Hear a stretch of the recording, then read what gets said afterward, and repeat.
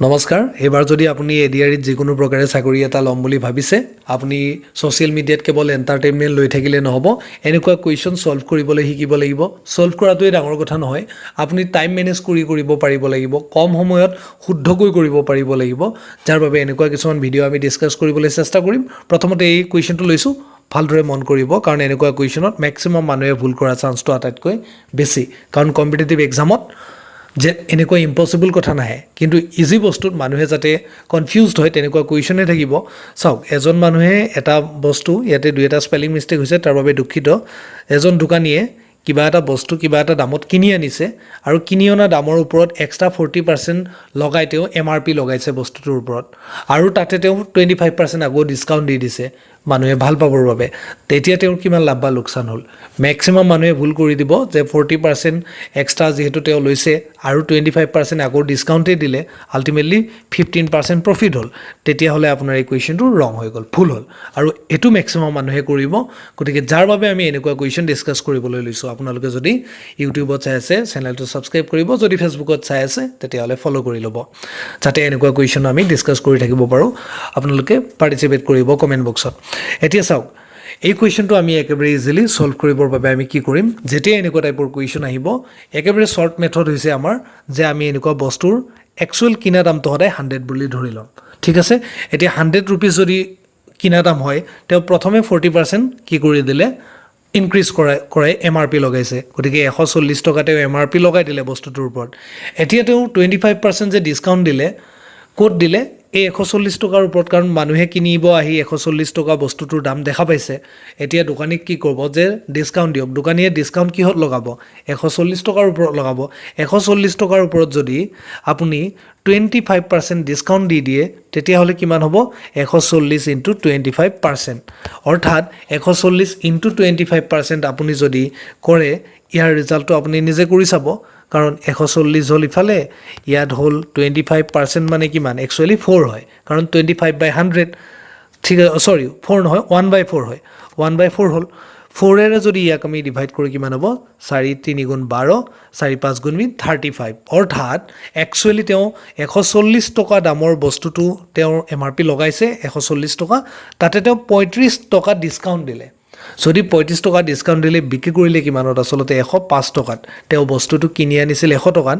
140 টকা এমআরপি লগালে 25% ডিসকাউন্ট দিলে মানে 35 টকা ডিসকাউন্ট দিলে বিক্রি কৰিলে 105 টকাত এতিয়া তেও প্ৰফিট কিমান হল 5% সৰি লস নহয় এটো প্ৰফিট 5% সো এই কোৱেশ্চনটোৰ আনসাৰ হ'ব 5% কাৰণ ম্যাক্সিমাম মানুহ ইয়াত কিন্তু ভুল কৰা চান্সটো বেছি সো নেক্সট এটা কোৱেশ্চন লৈছো আৰু ইন্টাৰেস্টিং কোৱেশ্চন হ'ব এটো চাও এজন দোকানী এটা সামগ্ৰীৰ কষ্ট প্ৰাইসৰ ওপৰত 40% এগেইন তেও এমআৰপি লগাইছে মানে যিমান দামত কিনিছে 40% ওপৰত লগাইছে এটি এই কোৱেশ্চনটো আমি তেনেকে আৰু সলভ কৰিব যাওতে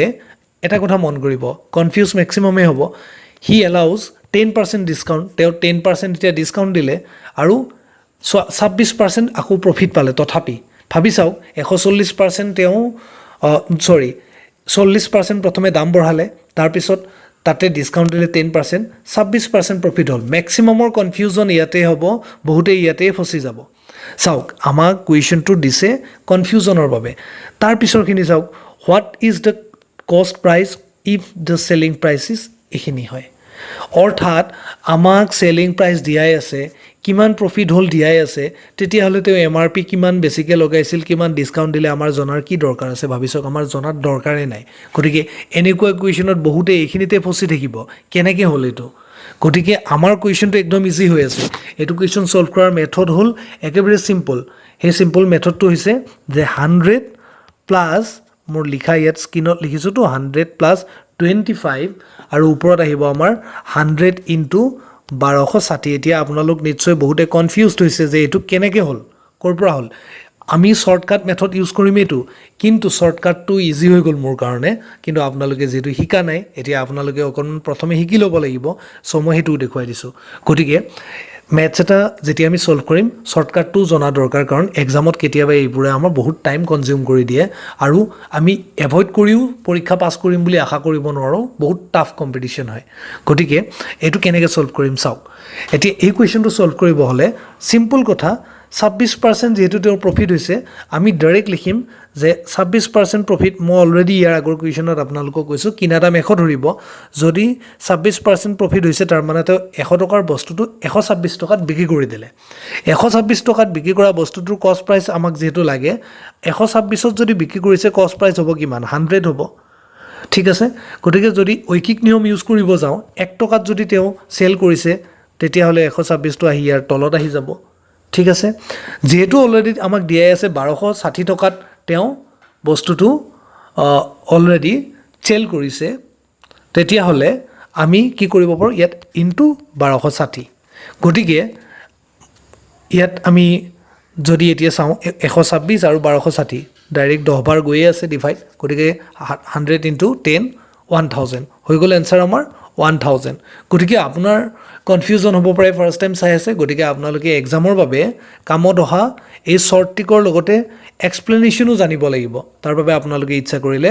স্ক্ৰীনত দেখুৱাই থোৱা এই ইবুকখন ল'ব পাৰে এই ইবুকখনত এডিআৰিৰ বাবে স্পেচিয়েলি বিভিন্ন ধৰণৰ mathematical calculation explanation with shortcut trick পাব কুৱেশ্যন আছামিজ ইংলিছ দুটাতে পাব আপোনালোকে এইখন ডাইৰেক্টলি দোকানৰ পৰা গৈ কিনিব নোৱাৰে আপুনি ডাউনলোড কৰি ল'ব পাৰিব মোবাইলত ই-বুক হিচাপে যতেই যায় আপুনি কেতিয়াবা আজৰি পাইছে মোবাইলত চাব পাৰিব আপুনি প্ৰেক্টিছ কৰিব পাৰিব একেবাৰে কম দাম বুলি এইটো ধৰি নল'ব যে কোৱালিটি নাই বুলি কিনে জাষ্ট এইখন যেহেতু পেপাৰ বেক নহয় মানে হাৰ্ড কপি নহয় গতিকে আপোনালোকে কম দামত পাই আছে অনলাইন লিংক ডেসক্ৰিপচনত থাকিব ডাউনলোড কৰি আপোনালোকে ইচ্ছা কৰিলে চাব পাৰে থ্যাংক ইউ